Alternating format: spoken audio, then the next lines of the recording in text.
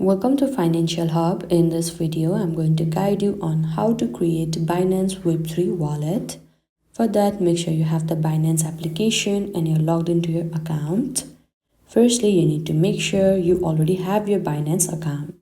Without it, you cannot create yourself Binance Web3 wallet. Now you will be led to this kind of page. If you haven't created yourself Binance account, then make sure to create one first. Now at this home page, at the top left, you can see your Binance account icon. You need to tap on it. And there you will be led to this kind of page. And at the first, you can see Web3 wallet option. You need to tap on it.